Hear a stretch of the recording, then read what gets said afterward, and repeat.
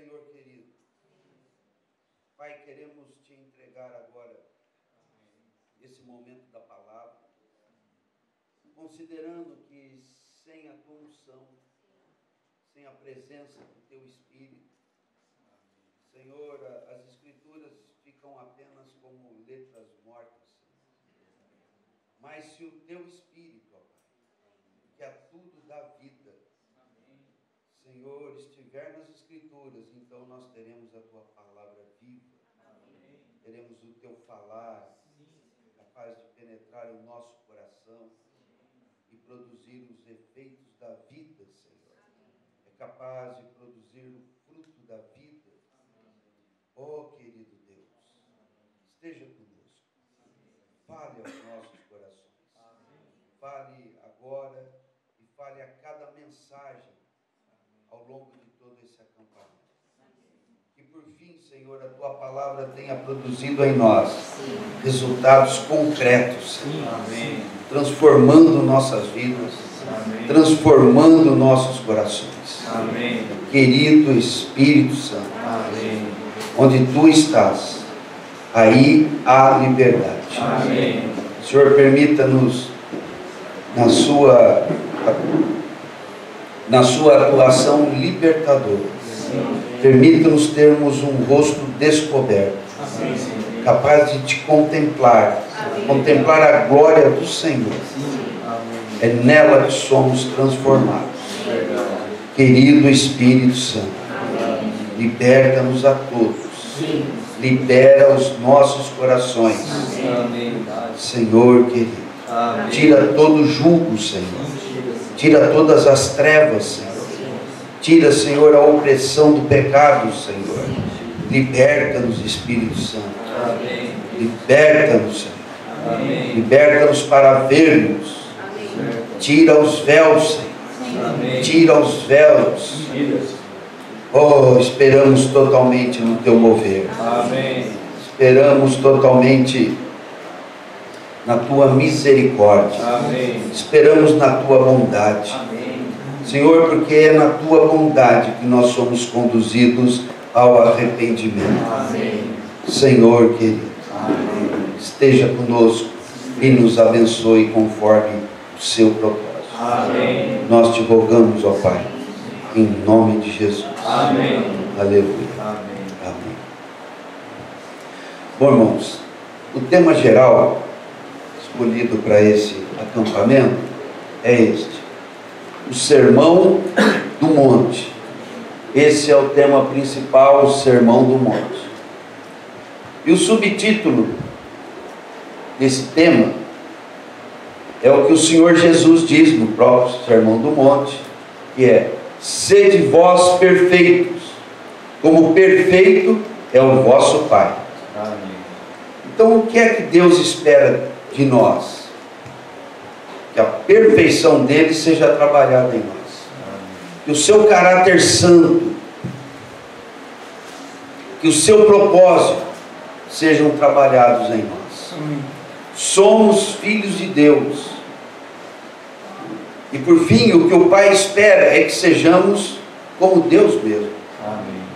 Não que sejamos Deus, mas que sejamos como Deus. Amém. Em seu caráter, em sua santidade, em sua beleza. Então, ao tratarmos desse tema, o Sermão do Monte, nós vamos a Mateus, vamos abrir lá, Mateus capítulo 5.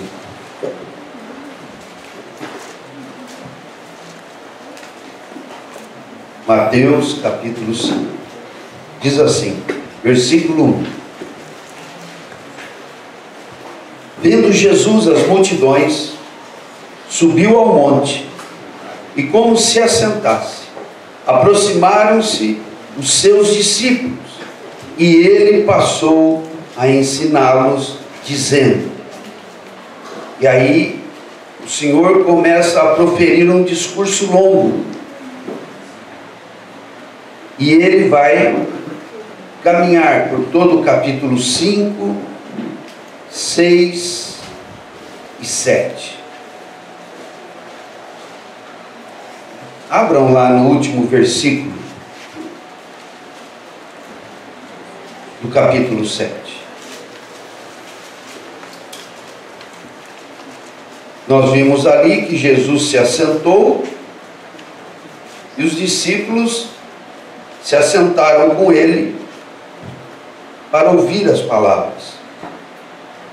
E aqui nós temos o final, o 28. Quando Jesus acabou de proferir estas palavras, estavam as multidões maravilhadas da sua doutrina, porque ele as ensinava como quem tem autoridade e não como os escribas. Quando o Senhor terminou, as multidões estavam maravilhadas, porque ele ensinava com autoridade e não como os escribas. Que o Senhor nos conceda essa autoridade. Amém. Né? Talvez não, com certeza nós vamos precisar de mais de um acampamento para falar com calma de todo o Sermão do Monte. Então provavelmente o próximo ainda será nesse tema, dentro desses capítulos aí. E que o Senhor nos conceda a autoridade. Amém. Para falarmos palavras que realmente causem impacto na vida dos irmãos. E mudem as coisas. Não é? Mudem as coisas na nossa vida, mudem as coisas no nosso coração principalmente, mude as coisas na igreja, mude as coisas no nosso viver familiar, enfim, mude para aquilo que Deus quer produzir em nós. Amém. Então vamos voltar para o comecinho do capítulo 5.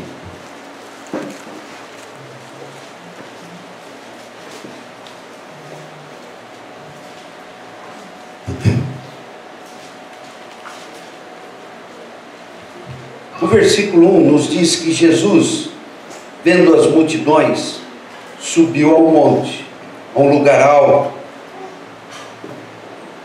para poder dali falar às pessoas. E aproximaram-se os seus discípulos. Então aqui nós já temos um conceito muito importante a tratarmos. Jesus viu as multidões, mas quem se aproxima para ficar aos pés do Senhor são os discípulos. Multidão é multidão, discípulo é discípulo. Todos aqui podemos dizer que são simpáticos ao Senhor. Mas entre os que se simpatizam com o Senhor, nós temos categorias. Uma categoria, a mais geral, é a das multidões. E as multidões, quem são as multidões? São aqueles que vão a Jesus porque reconhecem que ali tem um homem com poder para expulsar demônios e poder para realizar curas, um poder nunca antes visto, porque ele expele os demônios com uma simples ordem. E quem já teve a oportunidade de lidar com demônios, tem alguns que saem muito rapidamente, com uma simples ordem, mas tem alguns que não saem com uma simples ordem e dão muito trabalho, dão muita canseira. Mas aqui tem um homem que faz algo nunca visto. Todos os demônios, não tem para ele, todos os demônios saem com um simples sai. Isso encanta as multidões. Alguns talvez vão lá curiosos, outros é porque querem se valer daquele poder para se verem livres das suas perturbações. E ele também cura sim, levanteando, cura, enxerga e vê, também instantaneamente. A gente ora pelos irmãos e às vezes é impressionante. No fim da oração já está feito, mas na maioria das vezes não é assim. Fala, irmão, fica na fé. Eu não sei quando que vai vir o resultado disso, fica na fé. Isso pode durar uma semana, pode durar meses. Não desista, confia no Senhor, fica diante do Senhor. Mas ali é um homem que fala, levanta. E o cara completamente torto, endireita, levanta, sai andando, pega a sua cama e leva, e faz trabalho ainda, e sai carregando alguma coisa. O cego enxerga imediatamente. O surdo ouve imediatamente. Irmãos, isso era muito atrativo. Então as multidões se achegavam. E as multidões, a princípio, eles estão interessados nesses poderes do Senhor. Mas os discípulos são pessoas que estão muito mais interessados no Mestre, nos seus ensinos, nas suas palavras. As multidões que estão encantadas com os poderes de Jesus e vão a Ele para receber benefícios. A multidão, como o próprio termo já fala, são inúmeros, são muitos, são 5.000 na questão do partir dos pães, da multiplicação dos pães. Há relatos nos evangelhos de que as multidões vinham a Ele e Ele curava a todos. Faz fila aí. Vai, anda, enxerga, ouve, vai, demônio, sai. Não devia ser uma fila que andava devagar. A fila devia andar rápido, porque as coisas são instantâneas. É impressionante. Mas tem um grupo ali, irmãos, complementando ainda. E esses recebem a sua bênção e se vão. Amando a Jesus, gratos a Jesus, mas eles recebem o seu benefício e se vão.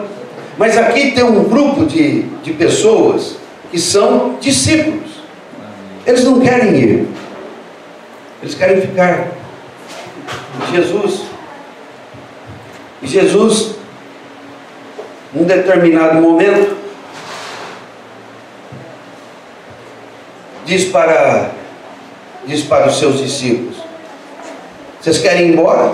Pode ir embora, estou dispensando. Eles dizem: não vamos não. Não temos para onde ir. Vamos ficar. Jesus convida para se retirar. Jesus é meio bope também, né? Pede para sair. Se você não está preparado para isso, você vai sair. Alguém quer sair? Não, né? Se não, pede para sair. Jesus fala: vinde a mim. Aí depois que você fica um pouco, ele fala: agora você quer ir embora? Pode ir embora. Se você for da multidão, você vai falar: obrigado, Jesus. Cheguei aqui cansado, sobrecarregado, cego, paralítico, canceroso, e agora já estou livre de tudo. Muito obrigado. Tchau. Mas outros dizem: não, Senhor, não tem para onde ir, vou ficar, tenho que ouvir tudo que o Senhor tem para dizer. Então, espero que todos aqui tenhamos postura de discípulo. Amém. E saiamos daqui verdadeiramente discípulos. Amém. Vamos prosseguir. Versículo 2: e ele passou a ensiná-los, dizendo...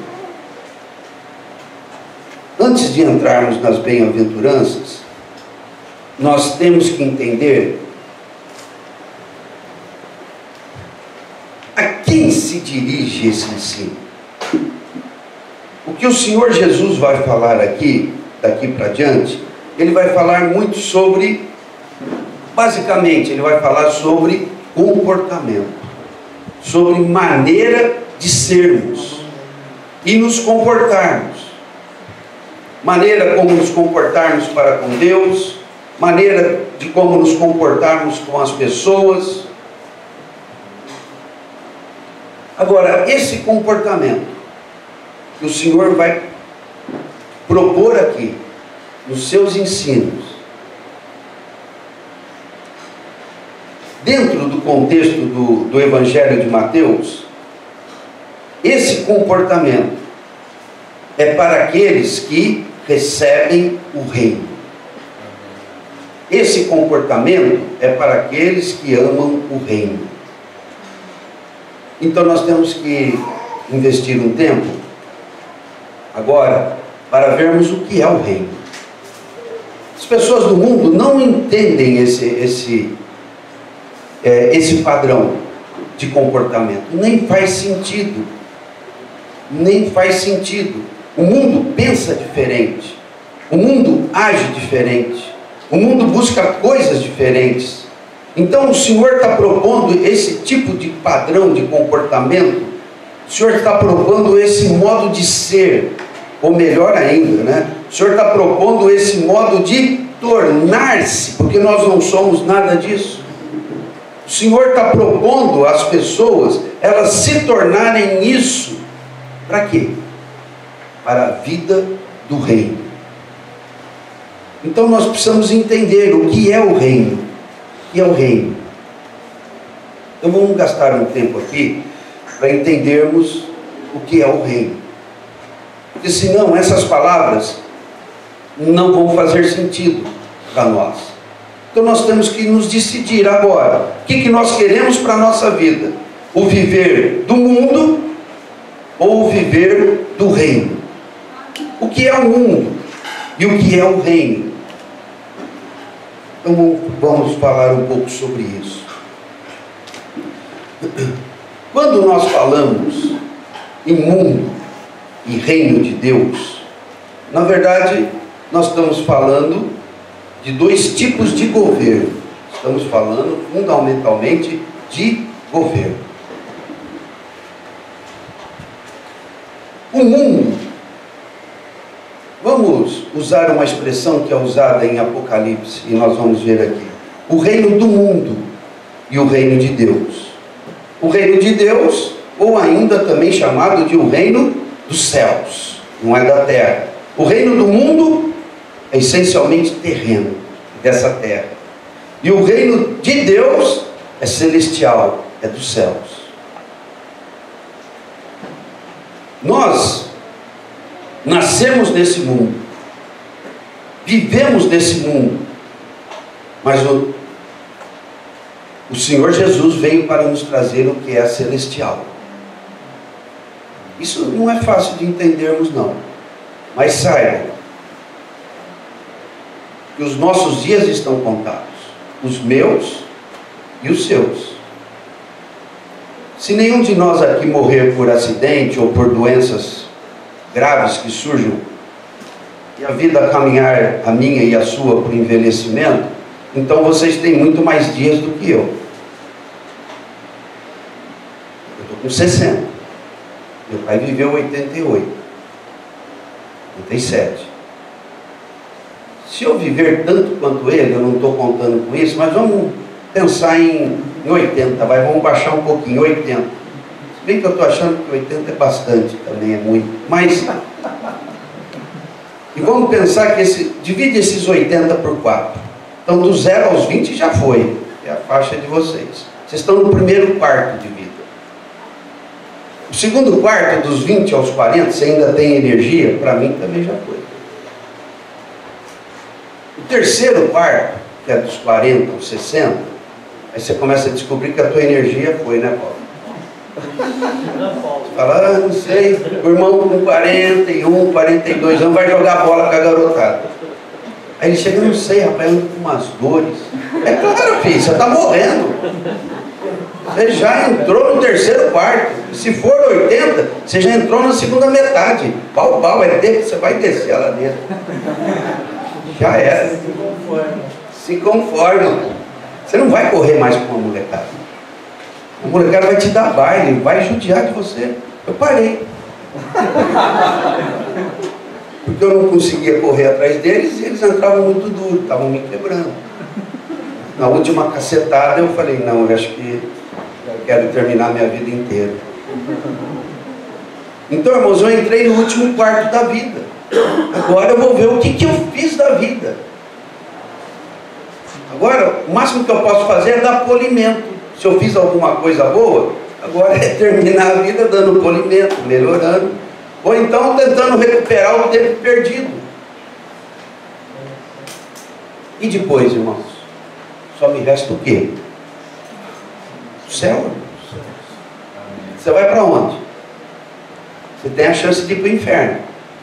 Quem quer ir para o inferno? Todo mundo já aceitou Jesus como seu Salvador? Senão não tem céu para você, só tem inferno. O que está ruim vai ficar muito, mas muito pior. Então nós temos que nos decidir pela minha salvação. Tá, então tudo bem, irmão, já resolvi esse problema.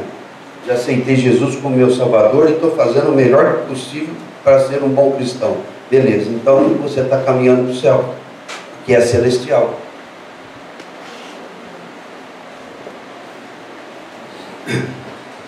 Ninguém gosta de falar de morte, mas eu não estou falando de morte, estou falando de vida.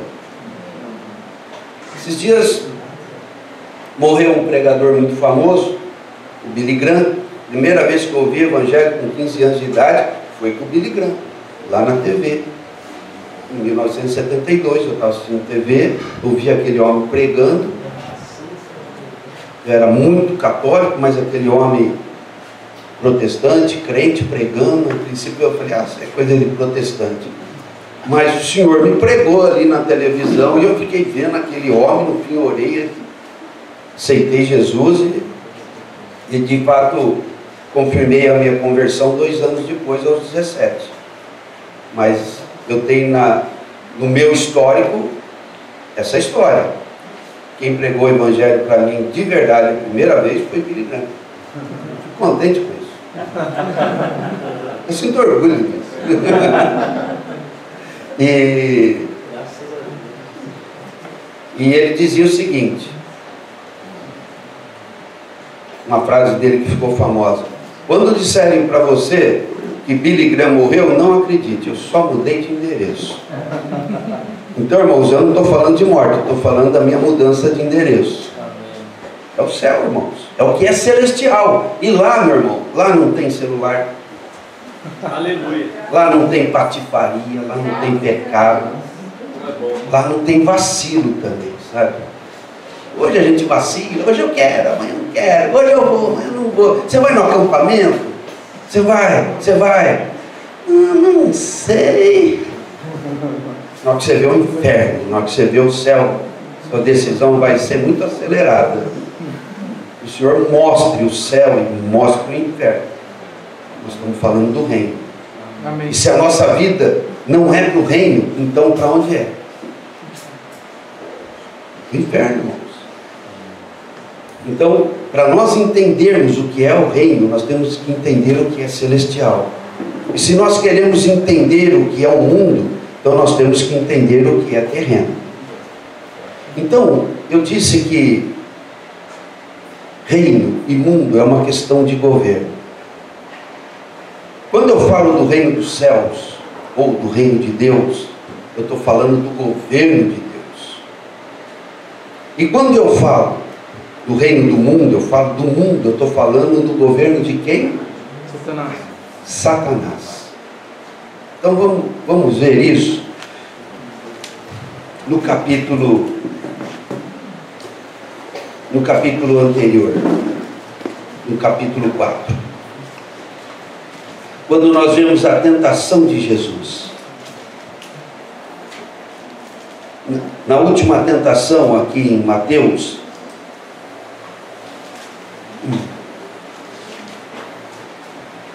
na última tentação, no versículo 8, o diabo diz assim para Jesus: levou ainda o diabo a um monte muito alto, mostrou-lhes todos os reinos do mundo e a glória deles. Ele diz: tudo isso darei, se prostrado me adorares. Agora abram em Lucas, para ver como Lucas descreve lá esse momento da tentação. Lucas capítulo 4. Deixa eu ver o versículo.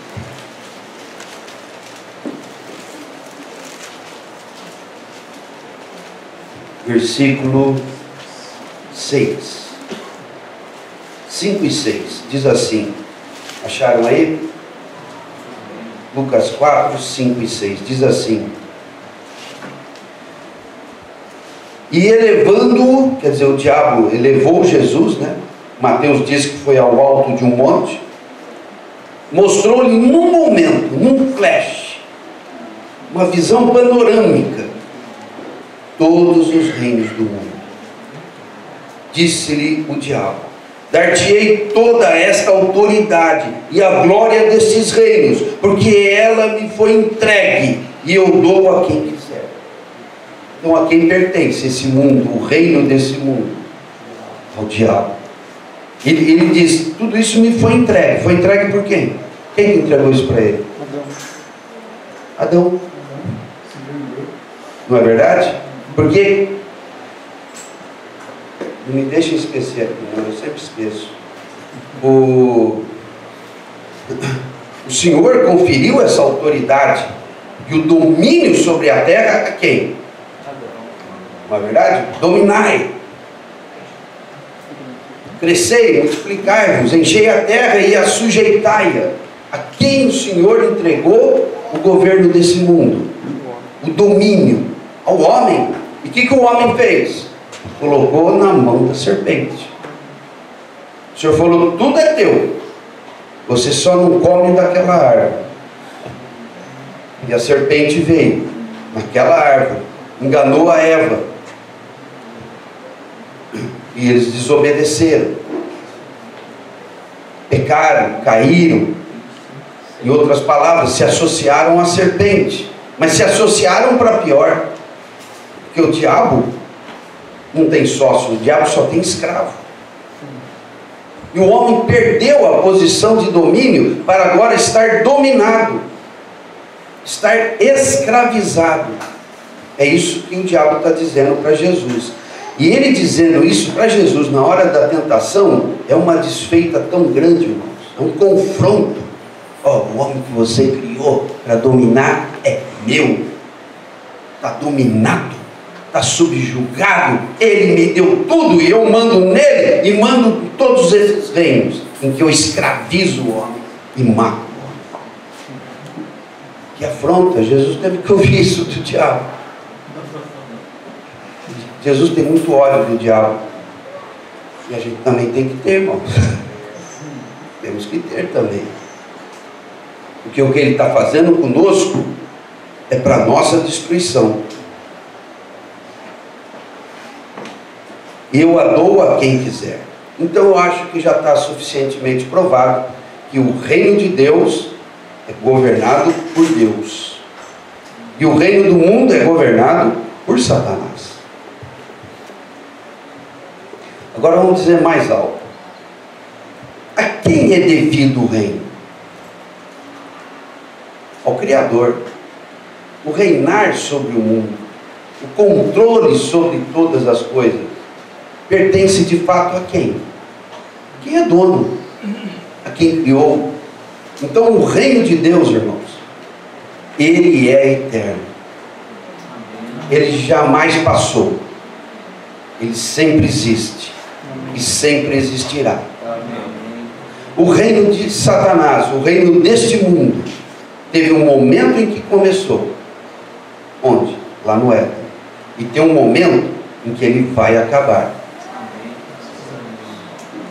E hoje subsistem no universo, por vontade de Deus, não é porque Deus perdeu o controle de coisa alguma, não. Deus é soberano. E as coisas estão acontecendo exatamente como Deus planejou. Não tem nenhum descontrole. O diabo não conseguiu vantagem nenhuma. Deus está no mais absoluto controle, porque Ele é soberano. Ele é o Criador, e o diabo não passa de uma criatura. Mas Deus tem usado o diabo para provar o coração dos homens. Então por que o diabo está solto aí, irmão? Para provar o coração dos homens. O meu coração e o teu coração é provado como é provado desde o começo. Quem veio falar com ela? Então para que serve a serpente? Para provar o coração do homem. Não tem outra utilidade. O diabo foi feito mal ou bom? Bom. Mas como é que ele se tornou mal? Porque Deus lhe concedeu livre-arbítrio. E na sua escolha, ele escolheu ser mal. Não vamos entrar nos detalhes disso. E Deus o usa agora. E ele corrompeu 1/3 dos anjos. 1/3 dos anjos falou: essa do diabo é legal, gostei dessa do Lúcifer. Para que ficar sujeito ao Deus? Não, se tem liberdade, eu quero escolher o que eu quero. E 1/3 dos anjos embarcaram na rebelião de Satanás. E falaram: olha, não queremos esse negócio de servir a Deus não, viu? Não estou gostando desse negócio de santidade, de glória, de luz. E não estou gostando desse negócio de luz. O diabo acho que tem fobia. Ele fala: não gosto de luz. Não, eu vou querer uma coisa um pouco mais na penumbra. Ó Deus, eu estou indo embora, porque é muita luz na tua presença. Ó, quem quiser vem comigo. E foi 1/3, irmãos. E Deus, quando cria o homem, criou o homem já na condição de dominar a serpente, de estar em posição, já criou o homem em condição de superioridade à serpente. Mas o homem não manteve essa posição e a entregou a Satanás. E o homem saiu da presença de Deus. Então por que existe o diabo? Por que o diabo está solto e Deus já não terminou definitivamente? Porque Deus o tem usado para provar o coração dos homens. Irmãos, não pense que o que eu vou falar é coisa superficial. Você ainda tem que se decidir por Deus ou pelo diabo. Ou você entra no reino, ou você assume a sua condição de escravo no reino deste mundo, governado por Satanás. Nós temos que estar impressionados nisso. E por que eu estou falando tudo isso? Porque as palavras do Sermão do Monte não vão fazer sentido para nós se nós não quisermos odiar esse mundo e amarmos o reino. Nada ali, irmãos, é para praticarmos, para vivermos, se ainda quisermos viver no mundo. Tudo aquilo é para quem quer viver no reino. Se o nosso coração estiver dividido, nós jamais praticaremos as palavras do Sermão do Monte. Mas se o nosso coração for absoluto para Deus, e nós tivermos uma entrega, uma confissão, uma declaração: Senhor, nasci no pecado, sou tendente ao pecado, mas não sou seguidor de Satanás, não escolho Satanás, a minha vida será moldada pelo reino, a minha vida não será moldada pelo mundo. Vamos fazer essa escolha. Vamos parar 5 minutos e vamos orar a esse respeito? Senão nós vamos estar falando aqui de coisas que nós não vamos poder viver de novo. Não se cobra o procedimento do reino por quem não se decidiu estar no ambiente do reino, nos princípios do reino, debaixo do governo do Rei Celestial. Vai ser maçante você ficar ouvindo aqui uma coisa que vai exigir de você o que você não tem forças para fazer. Então você vai ter que buscar o poder do Espírito Santo. Mas não quero, irmão, não quero, então não é para você. Não é para mim, é para mim, que o inferno também não quer. Então abraça o reino de uma vez e abandona o mundo. Não queira ser como o mundo. Cada vez que o Senhor vier falar com você, você não consegue orar, irmão, naquele quarto? Não. Vou me valer do teu testemunho. Fica à vontade. Você não consegue? Não consegui. Não consegui, graças a Deus. Não conseguia. Aí você foi buscar o Senhor, né? Senhor, por que eu não consigo orar naquele quarto? Por quê? Eu não sei se foi exatamente aqui. Aí você olhou. Babilônia.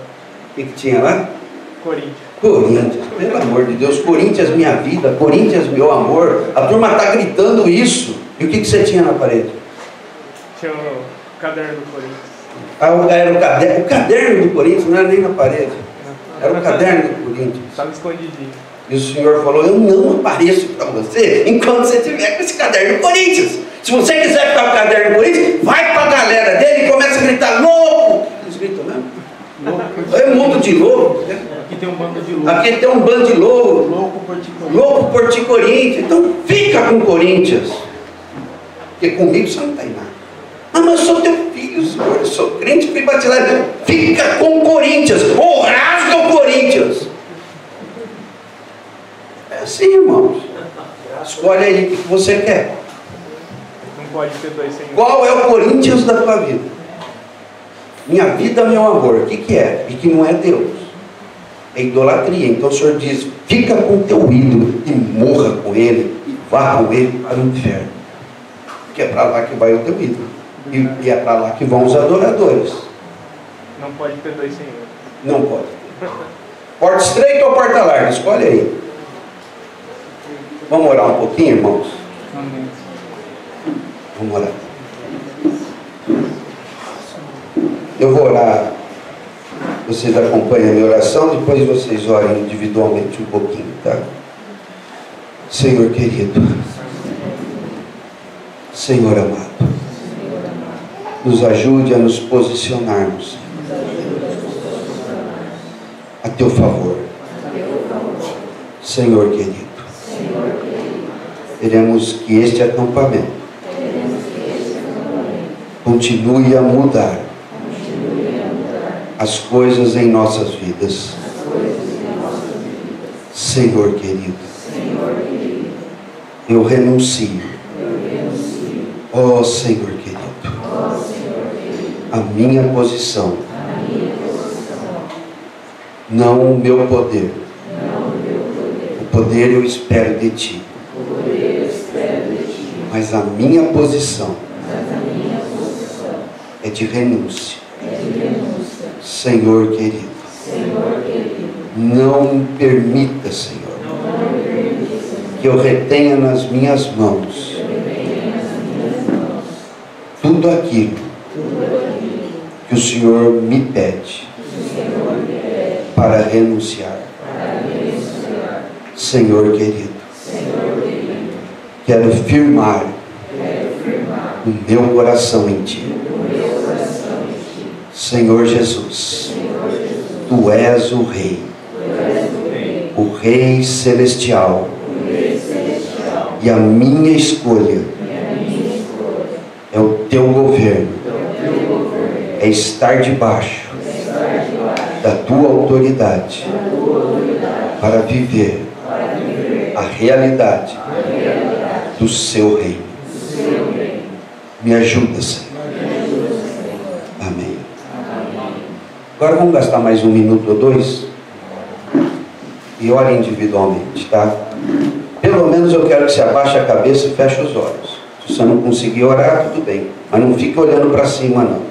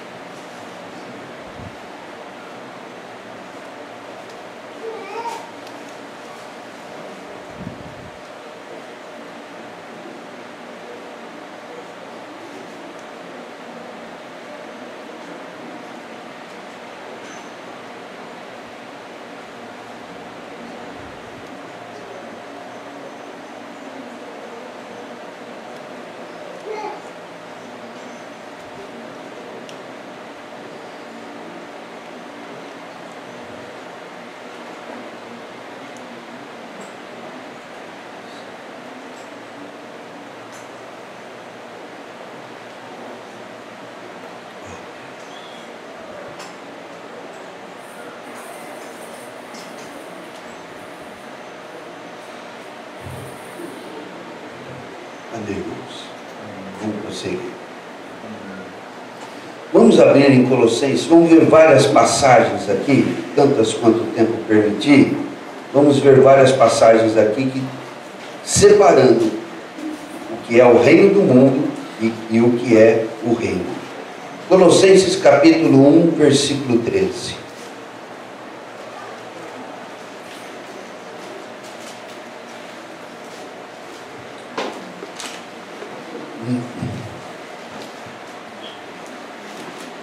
Ele nos libertou, Colossenses 1, 13.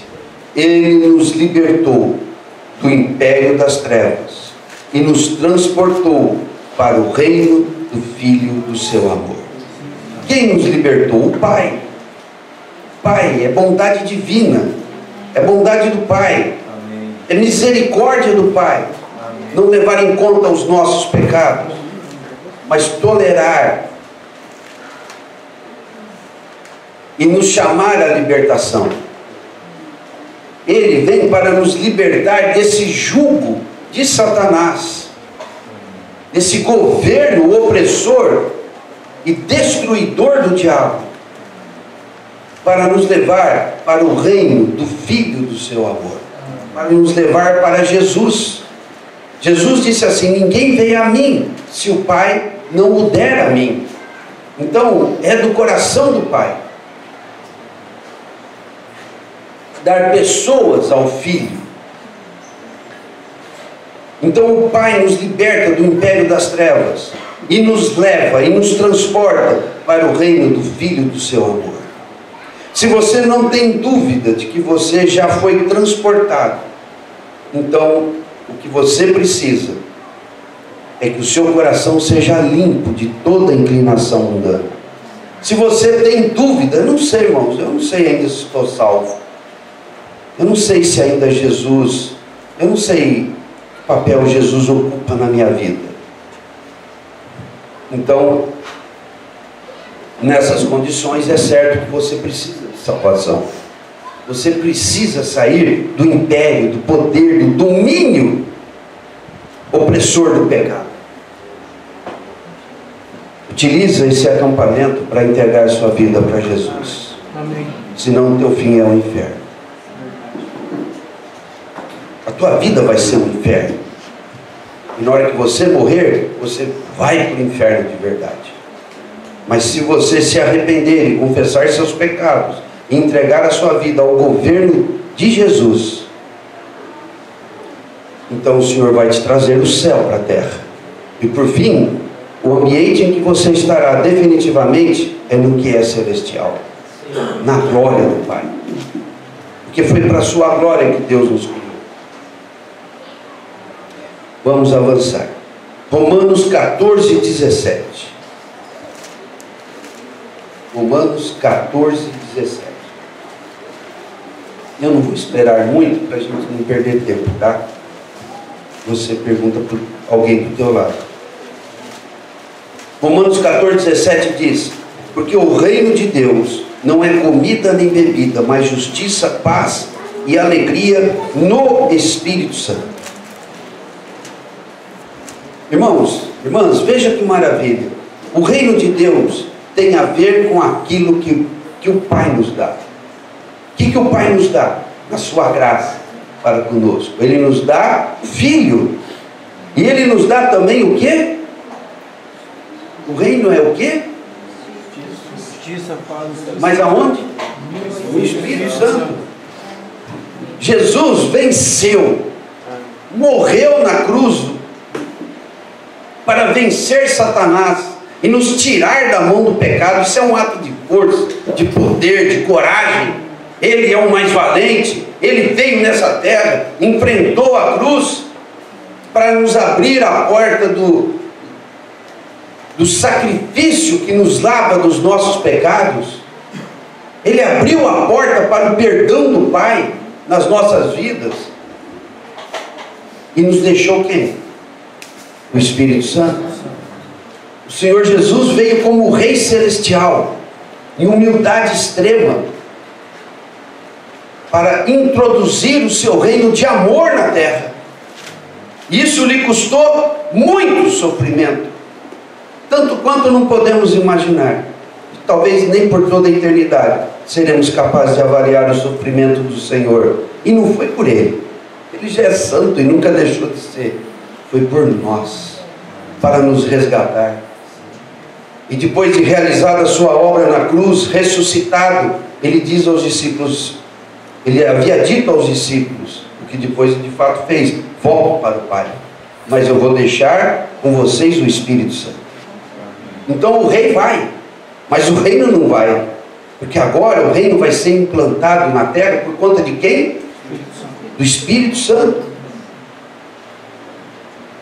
Então hoje nós vivemos a realidade de Jesus, o Rei, a quem queremos nos submeter ao seu governo por meio do Espírito Santo.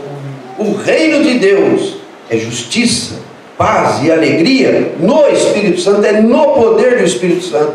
Nenhuma das palavras que vocês vão ouvir aqui podem ser vividas fora do poder do Espírito Santo. As nossas fraquezas são muitas, e algumas em particular são verdadeiras o quê? Escravidões. Talvez vai precisar de alguns anos para você ser liberto, mas o Espírito Santo vai te libertar se você permanecer nele. Então toda a realidade do reino, ela nos é trazida por meio daquele que implanta o reino de fato, expande o reino na terra, que é quem? É o Espírito Santo. Então o que nós recebemos do Pai?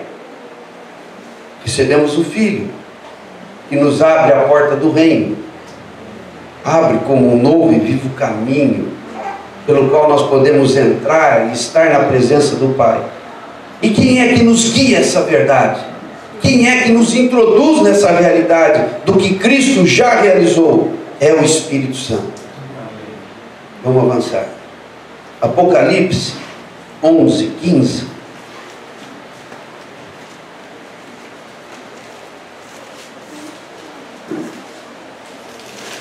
Apocalipse 11, 15.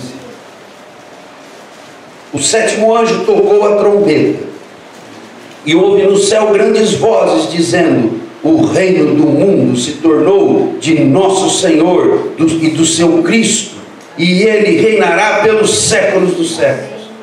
Acabou o tempo de Satanás, acabou o reino do mundo, acabou o império das trevas. Amém. Como eu sonho por esse dia, e por tudo que cerca esse dia. Acabou o diabo, irmãos. Tem dia para acabar, só não sabemos o dia, mas tem dia para acabar. A opressão do diabo não permanecerá eternamente. Ele não é um Deus, ele é só uma criatura infame, e o poder dele sobre nós tem tempo para definitivamente encerrar. O reino do mundo se tornou do nosso Deus. O que significa isso? Que agora o Criador, aquele que fez todas as coisas, aquele que tem o direito legítimo, já não reparte mais espaço nenhum da sua criação com Satanás. Por quê? O diabo agora não presta para mais nada. Ele já provou os homens e não tem mais função para ele. E agora então, vá para o lago de fogo que está preparado para você. Cuidado para não ir junto, irmãos.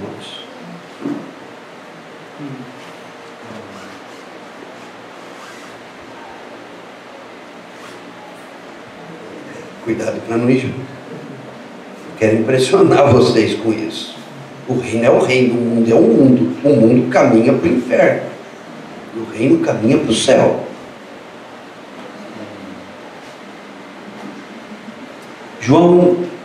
Evangelho de João 12, 31.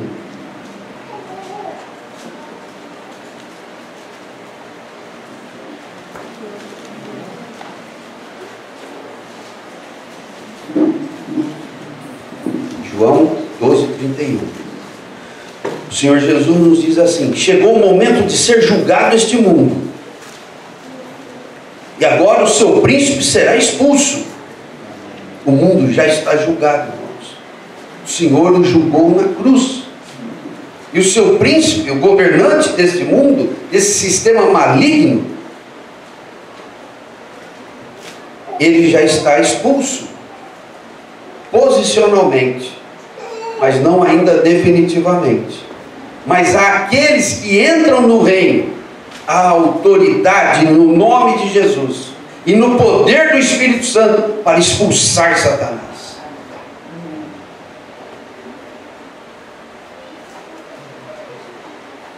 Talvez tua fraqueza Estou falando para aqueles que estão buscando o reino, né? Você tem fraquezas perturbadoras que você ainda não venceu. Pecados que você não queria cometer, mas você ainda comete. Fica tranquilo. Permanece na fé. Isso vai ser vencido. Amém. Porque esse mundo já foi julgado. E aquele que tem o poder da morte já foi destruído. Já foi expulso. Amém. Nunca retroceda. Nunca se deixe vencer pelo desânimo. Nunca se deixe vencer pela frustração. Há erros que talvez você vai continuar cometendo por muito tempo. E isso vai te humilhar. Mas não desista. O Senhor vai tirar proveito, tanto da humilhação, como você vai tirar depois da sua libertação. O príncipe desse mundo já foi expulso. O dia da sua destruição definitiva e da sua saída completa do cenário já está marcado pelo Pai. E é interessante que Jesus disse esse dia, nem eu sei. Não sei como é que Jesus pode não saber uma coisa no coração do Pai, mas ele disse isso. O que me alegra é que o dia está marcado. Não se submeta ao mundo. Não se submeta ao príncipe desse mundo. Ele já está julgado. João 15, 18.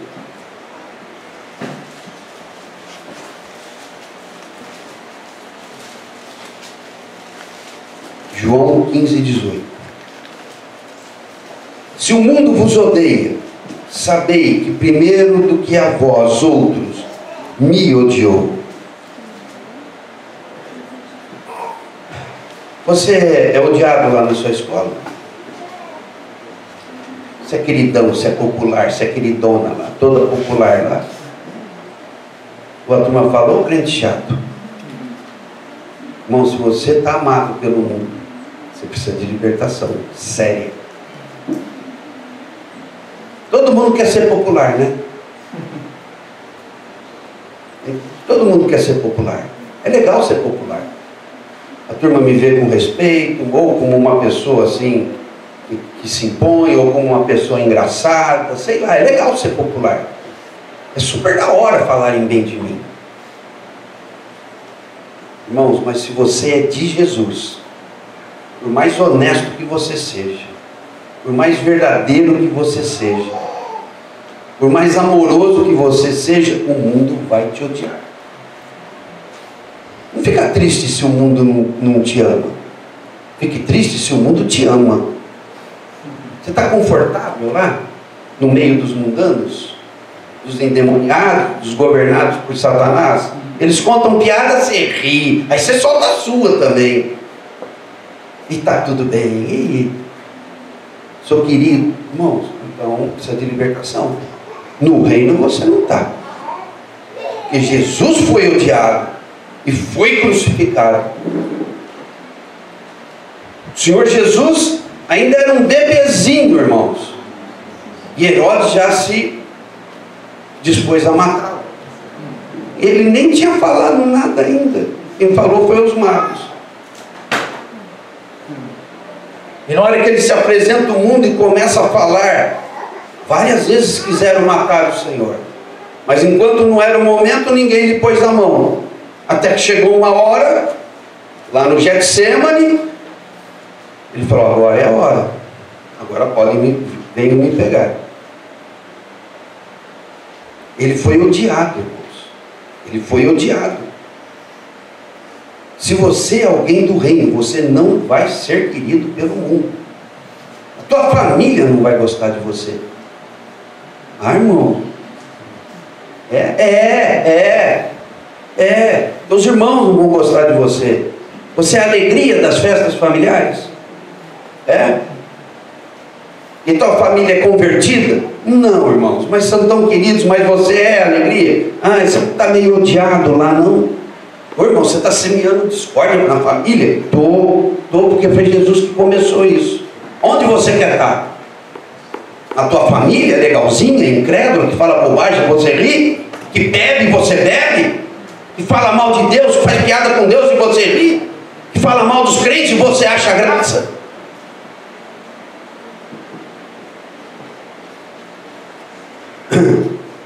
Irmãos, o reino é o reino, é de Deus. O mundo é o mundo, é do diabo. Se eu sou de Deus e sou do reino, eu não posso ser bem-quisto no mundo, irmãos. Não vou ser, ainda que eu queira ser legal com todo mundo, ainda que eu seja amável, ajude todo mundo, o mundo ainda vai me odiar. Não sonhe, não tenha sonhos de popularidade, viu? Não faça disso uma coisa de que você se orgulhe. Considera diante do Senhor. Jesus foi odiado, e é estranho eu não ser odiado. João 16:8. Quando ele vier, está falando do Espírito Santo, que Jesus está prometendo, convencerá o mundo do pecado, da justiça e do juízo. Irmãos, o mundo tem que ser convencido do seu pecado. Alguém que está no mundo só vai encontrar o caminho do reino e da realidade celestial se ele se convencer do seu pecado. Quem não está convencido do pecado, quem peca e não se incomoda com isso, irmãos, não tem sido trabalhado pelo Espírito Santo. Porque o principal trabalho do Espírito Santo, não vou dizer o principal, mas o trabalho primeiro do Espírito Santo é nos tirar das trevas para a luz. Amém. É nos convencer do pecado, é nos fazer, nos levar a perder a graça pelo pecado. Vamos avançar. Se eu amo o pecado, se eu estou abraçado com o pecado, sem arrependimento, então eu estou no mundo, ainda não fui convencido pelo Espírito Santo. João 16:20. Jesus está falando do momento da sua morte e a situação em que estariam os seus discípulos, que não são do mundo. Então João 16:20 diz assim: em verdade vos digo, que chorareis e vos lamentareis. Essa era a situação dos discípulos, desde a hora que Jesus foi preso, irmãos, até o momento em que Jesus apareceu ressuscitado. Quanto tempo durou isso?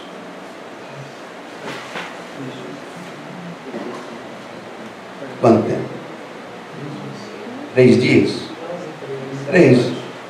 As horas precisas, né? Precisaria fazer a conta, né? 6 da tarde. É. Tem as horas da Galileia e da Judéia do Sul, né? Tem que fazer um cálculo. Até o cair da tarde. Não é verdade? João 20, ao cair da tarde, do dia da ressurreição, no fim do dia. Ele havia ressuscitado pela madrugada, mas no fim da tarde é que ele aparece. Aí Jesus. Aí o trauma, vamos arredondar os 3 dias, não vamos complicar, né? Então, Jesus está vivo. Lembra dos 2 discípulos descendo para Emaús? E o Senhor se coloca no caminho? Vocês estão meio tristes? Estamos. Você não ouviu o que está acontecendo? Não, você não viu o que aconteceu? Esse final de semana foi horrível. Mataram aquele que a gente esperava ser o Messias, mas está morto lá, não sai da... Eu acho que foi uma furada. O Senhor falou: incrédulos e tardios de coração, vamos lá. E começou a pregar para eles, até a hora que ele se manifestou, quando eles chegaram lá no destino, não é? E Jesus desapareceu. Aí deu um chilique nos 2. Fico imaginando sermos eu ou você, um daqueles 2.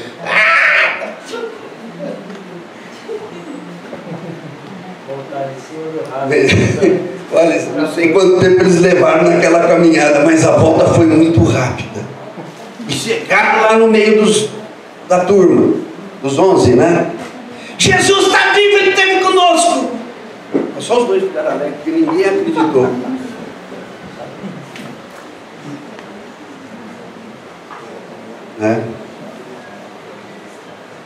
Uma vez eu parei para ficar imaginando o momento daquela alegria.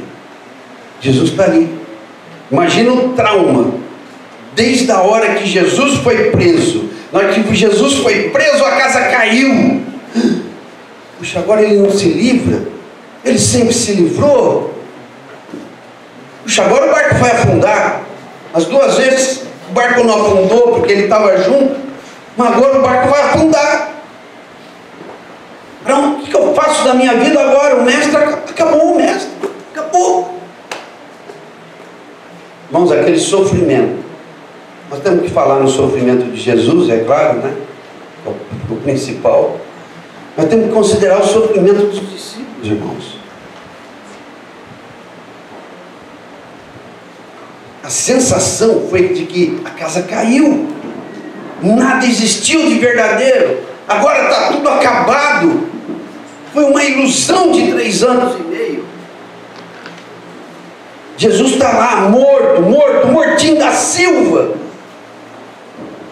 Um traiu, o outro negou, o outro correu, o outro fugiu até pelado. Acabou, irmãos, acabou. Que angústia é aquela? É que Jesus aparece. Imagina, deixa eu ver aqui, acho que é Lucas mesmo. Que tem esse detalhe.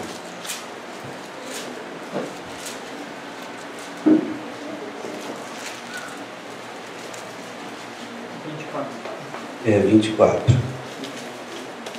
É isso aí. 24, Jesus aparece lá.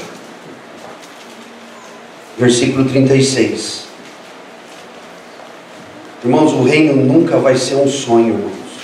O reino é a realidade mais concreta do universo. 24, 36. Falavam ainda estas coisas. Quem falava? Os dois que voltaram de Emaús. Falavam ainda estas coisas quando Jesus apareceu no meio deles e lhes disse: paz seja convosco. Eu fico imaginando a vinda do Senhor. Pronto, acabou o estresse, acabou o mundo, acabou o pecado, acabou a angústia, acabou o sofrimento. Vocês têm pensado nesse dia, irmãos? Ou estão muito mergulhados nas aflições desse mundo? Vai ter uma hora, você fechar o olho e falar: Espírito Santo, não sei se vai ser na hora, mas se você buscar o Senhor me dá a sensação daquele dia. Ele vai, uma hora ele vai te dar. Já pensou, Paulo? Faxina, acabou faxina, acabou correria, acabou dívida, acabou dinheiro curto, acabou. Eu venci.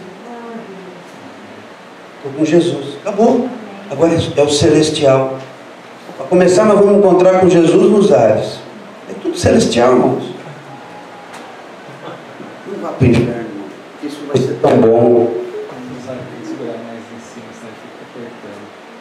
Mais em cima. Nós temos que sonhar com esse momento. Não estou falando para ficar em delírio, em transe, não. Não estou falando nada disso. Mas peço uma experiência. O Senhor te visite e te dê um gozo desse momento, um antigozo, um gozo antecipado. Aí quando você sentir aquelas pressões, não, está cortando porque acho que a bateria está ruim. E a gente fica mergulhado nesse mundo, nas aflições desse mundo, porque não temos contemplado ainda, irmãos. É verdade. O que está por vir. Eu não quero falar muito nisso, não. Vocês vão dizer que eu sou muito pentecostal. Mas vai ser um pentecoste. Vai ser muito, mas muito. É um pentecoste consumado. Consumado. Se o derramamento foi aquilo, irmãos, imagina o pentecoste consumado. Quando a coisa aperta, eu fecho os olhos e falo: estou esperando. Tudo isso aqui está passando. Estou nem aí. Vai passar. vai terminar. O que é glorioso está cada dia mais perto. Irmãos. Bom, vamos continuar aqui.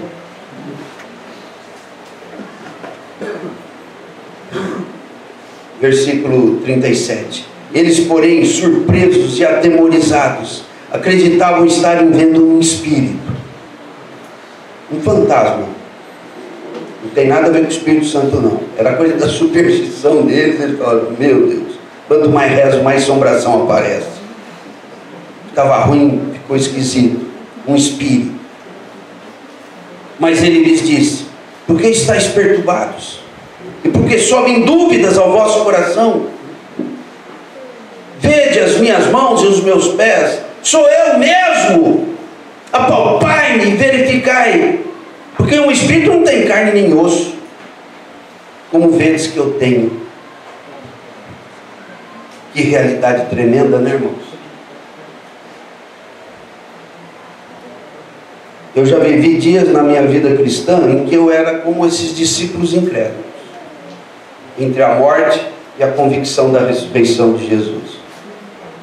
Uma abelhinha aí perturbando. Está perguntando. Deixa ela. Vai passar. Vai passar. 40. Dizendo isto, mostrou-lhe as mãos e os pés, furados, é claro, né? Por não acreditarem eles ainda, por causa da alegria. Você já ficou alegre desse jeito, irmão? Não acredito, mas é verdade. Aconteceu. Uma coisa muito distante disso, mas que serve para ilustrar. Eu passei na minha juventude por um desemprego muito angustiante. Eu já estava casado, a Luzia não trabalhava, a Joana era bebezinho, e durante aquele desemprego a Luzia ainda ficou grávida da Lídia. Aquele desemprego foi longo, foi difícil, era uma época de recessão.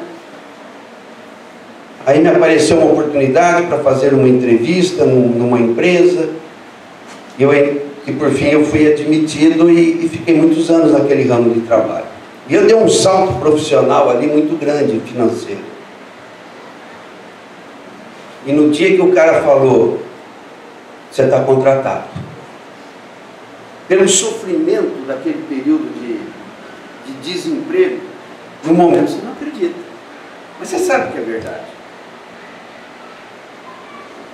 Você sabe que é verdade, mas você parece que você ainda está sob os efeitos do sofrimento da espera. Mas é verdade, o emprego é seu. Aí eu parei no telefone e o cara ficou lá do outro lado. Ô, caiu a linha? Eu estava travado e tinha uns 2 irmãos na minha frente assim. Aí os irmãos falavam: vai, responde para eles. Eu falei: não caiu não. Então, o emprego é seu. Eu falei: meu? Ele falou: é seu. Irmãos, o que você espera no Senhor chega. Amém. Como a ressurreição foi uma realidade tremenda para a angústia daqueles dias, a volta do Senhor vai ser assim para a gente. A manifestação plena do reino. E por não acreditarem eles ainda, por causa da alegria, e estando admirados, Jesus lhe disse: tendes aqui alguma coisa para comer? Então lhe apresentaram um pedaço de peixe assado e um favo de mel. E ele comeu na presença de todos. Eu acho que durante aquela refeição é que, como a gente diz, foi assentando, caindo a ficha. Mas eu acho que de vez em quando alguém ia lá e...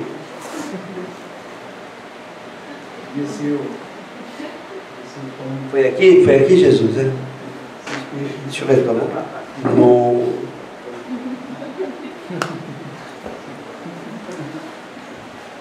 Vai ser assim, irmãos, a manifestação do reino. Espero que todos estejam lá. Amém. E eu também espero estar lá. Senhor querido. Bom, irmãos, eu teria que falar sobre as primeiras bem-aventuranças, mas o tempo já acabou. Então, eu não vou falar. falou da maior bem-aventurança aí, você falou da maior bem-aventurança, que é ver ele. Que depende das inferiores para ver. Amém. Aleluia. Bom, teria outras coisas também sobre o mundo, mas eu espero que isso impressione os irmãos. Isso aqui, irmãos, não é para quem quer viver no mundo ainda. Não diz respeito a nada de quem tem o coração no mundo ainda. Então eu desejo ardentemente que o coração de todos nós esteja no reino. Esteja no reino. Esteja na manifestação do reino e na sua glória. Vai? Amém, irmãos? Então vamos parar. Vamos orar para encerrar. Senhor querido, Pai, nós te amamos. Te amamos porque o teu plano para nós, o teu plano para aqueles que te amam, o teu plano para aqueles que recebem a seu Filho é inimaginável, Senhor. Nem olhos viram, nem ouvidos ouviram, nem jamais penetrou em coração humano o que o Senhor tem preparado para aqueles que o amam. E ainda que o teu Espírito tenha trazido, Senhor, visões, revelações através dos seus santos apóstolos e profetas, Senhor, ainda que possamos ter todas as promessas e a figura maravilhosa de novos céus, nova terra e da nova Jerusalém, Senhor, isso ainda é vago na nossa mente. Senhor, nos encante interiormente, Senhor. Querido Espírito Santo, esse é o teu ministério, esse é o teu poder, nos encher da glória celestial. Senhor, Espírito Santo, liberta-nos, liberta-nos para ver o reino, liberta-nos para esperar o reino, liberta-nos para entrarmos no reino, liberta-nos, Senhor. Liberta-nos para termos um rosto desvendado. Espírito Santo, queremos contemplar a glória dos céus. O Senhor pode nos trazer isso.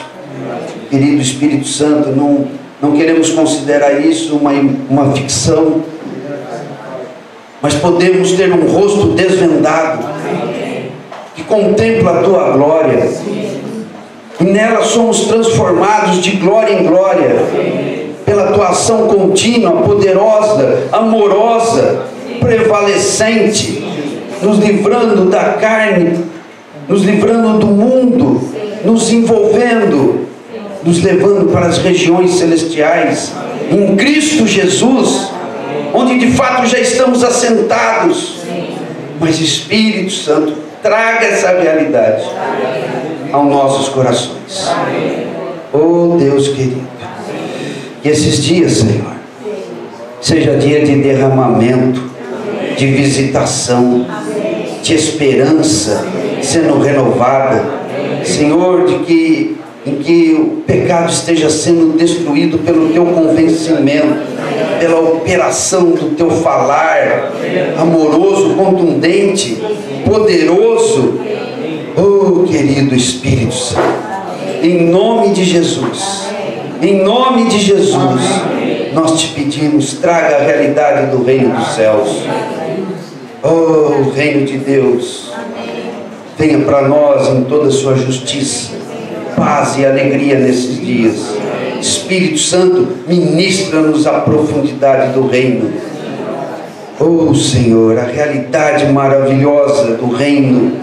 Tira-nos da nossa mente limitada, tira-nos do nosso coração ainda dividido e leva-nos para as alturas. Visita-nos, ó Deus, o Pai, o Filho, o Espírito Santo. Queremos ver tua glória, queremos ver o teu reino. Nós te rogamos, ó Pai, em nome de Jesus.